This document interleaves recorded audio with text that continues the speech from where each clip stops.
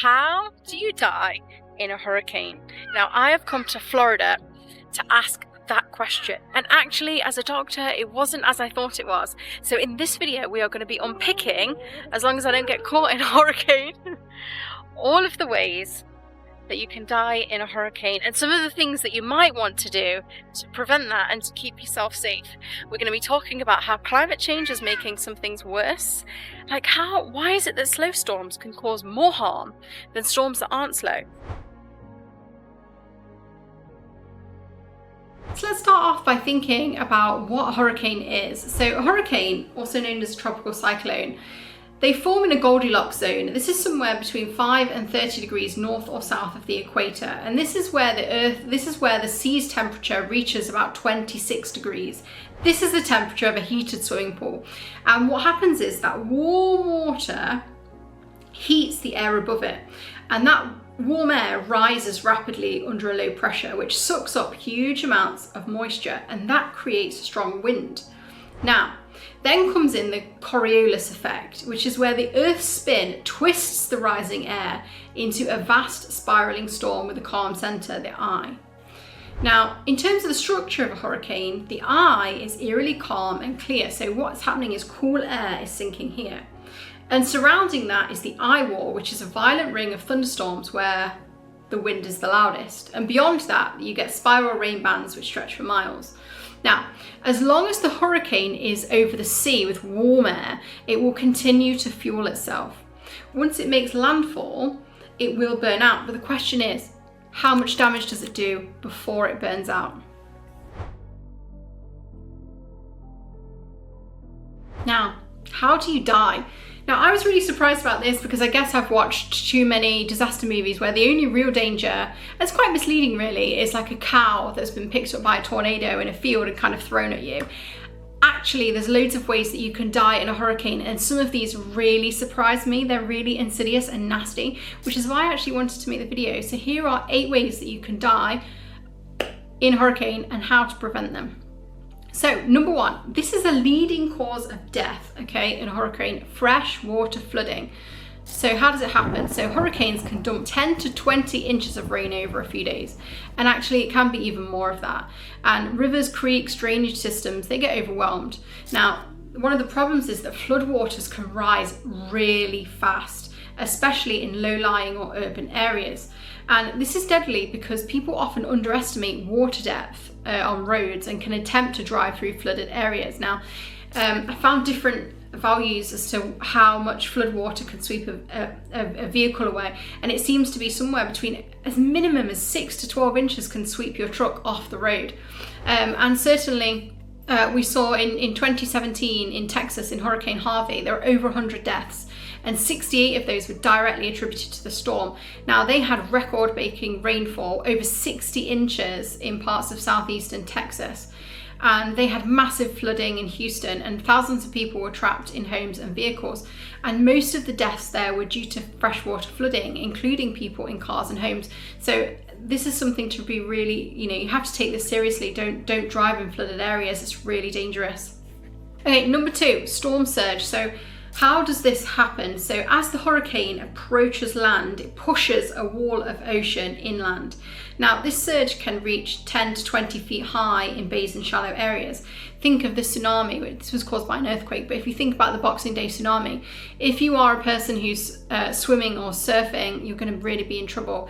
Even if you are in a home, and think a mobile home or something like that, and you are close to the coast, something like a storm surge can turn everything in your environment against you, because if water comes in, it's going to smash the windows, all of that glass is going to come towards you. Big bits of furniture like this are going to become waterborne, it's going to lift up, it's going to pin you to the wall. So storm surges are incredibly powerful and incredibly dangerous. You can get swept out to sea. Many ways that you can die in a storm surge. So it's deadly because it is sudden. That's the problem. It's so sudden and it's powerful. And even if you're a strong swimmer, you're going to really struggle to survive this. And it can destroy homes, roads, and infrastructures in just minutes. Like if you look at the footage from the Boxing Day tsunami, it was just completely destructive, destroyed, entire towns and cities, and killed, I think, 230,000 people with Boxing Day tsunami in 2004. So people who delay evacuation can become trapped, and that's the problem. Now, number 3 is wind-related trauma. So this is kind of, when I started making this video and I was like, how do people actually die in hurricanes? This is the one I kind of pictured from all the disaster movies that I've watched. So hurricane force winds can come up to like 75 miles an hour. Now they can tear off roofs, uproot trees, hurl debris. This is the Wizard of Oz kind of thing that you very much expect when you think about hurricane, right? Now it's deadly because even small objects propelled at 75 miles an hour can become absolutely deadly. So things are lethal at this speed. So people inside mobile homes or near windows, they're especially vulnerable. And first responders might not be able to get to them. Number 4, surf and rip currents. So this one relates to the storm surge. So near the kind of where the hurricane actually is, we have the storm surge, incredibly destructive. But actually miles and miles away, because of the storm, you can get strong rip currents. Now, the reason this is so deadly is that because you can be lured into a false sense of security because you think, oh, you know, the hurricane's really far away, it's not a problem. But actually, it's going to be affecting the sea miles away. You get large swells, dangerous rip currents, and swimmers can get pulled out to sea in narrow, fast-moving water channels. Now, people drown trying to fight the current, and this is the sort of thing that often affects people who are not locals, and they kind of take risks. So if there is something going on, even if it's 100 miles away, you don't want to be in the sea. It's not something that you should be doing. Number 5, this is one of the ones that surprised me. It's not the one that surprised me the most, but this surprised me. So electrocution is a leading cause of death in hurricanes. So obviously, you know, we think about wind trauma, you've got power lines down, pulled out, you've got trees that have fallen on power lines. So what happens is you've got a live lead and we've got water on the ground. So obviously you've got water conducting electricity. So now our floodwaters, as long as, you know, as well as being moving water, they might actually be electrified, and people can walk or drive through electrified floodwaters, which is not something we want to do. And it's quick, it's fatal, and rescue attempts are going to put everyone in danger as well. So it's just best, if you can, to just stay away from any kind of floodwater because electrocution is a cause of death. Now, number 6, this is the one that really surprised me as a doctor and kind of made me want to make this video because people should know about this. This is a silent hurricane killer. So, carbon monoxide poisoning. So carbon monoxide is an odorless gas, and the reason that you get carbon monoxide poisoning in a hurricane is that the power has gone out. So what do people do? They use a gas generator. They're probably in a small room. They're huddled down. Probably don't feel very well anyway because you're not sleeping. So the symptoms of carbon monoxide poisoning are going to be things like headaches, dizziness, loss of consciousness, nausea and vomiting, confusion, all of those sort of things. But they're all quite general symptoms. There's something you should be aware about if you're in a hurricane area. But basically, the carbon monoxide is odorless and it will build up in a non-ventilated area. So it's deadly because victims are often asleep or unaware because you can't smell it. And so basically you've got a single generator running in a garage or home, and it can kill within hours. So this is a leading cause of post-storm death, guys. So this is the one, if you take anything from this video, this is the one, is that get a carbon monoxide detector, a portable one, and put it in your storm kit. Be aware, know the symptoms also. Okay, number 7, indirect medical emergency. So this again is an indirect cause of death post-storm. So people that need insulin, suddenly they're somewhere else, they can't get to the insulin, or people whose chronic conditions have been aggravated by the storm. Think people having a heart attack, they can't get to hospital because the infrastructure is just not there at the moment. So a leading cause of post-storm death is indirect medical emergency, so people not being able to get the medications they need. It's always a great idea to keep a little storm pack and have everything that you need.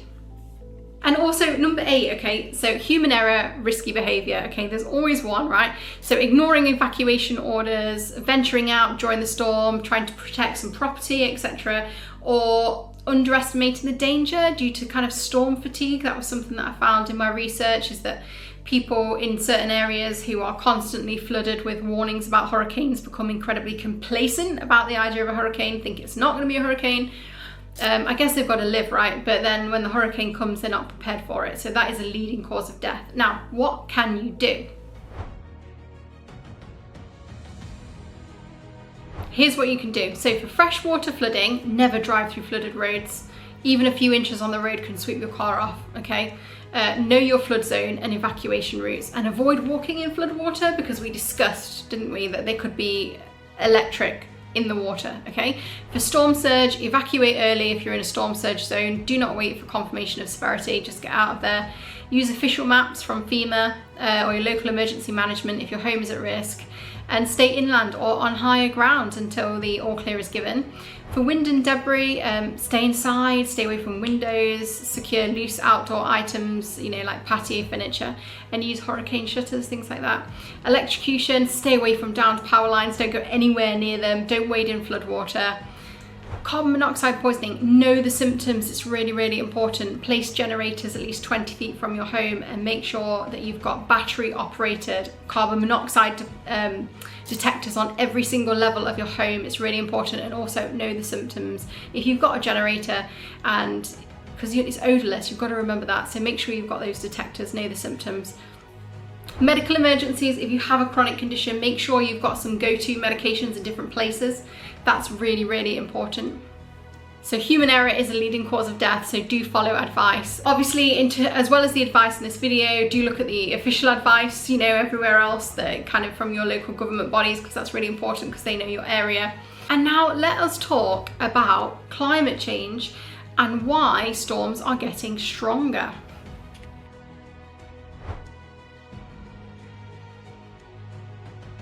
Now, it's probably not news to you that ocean temperatures are getting warmer.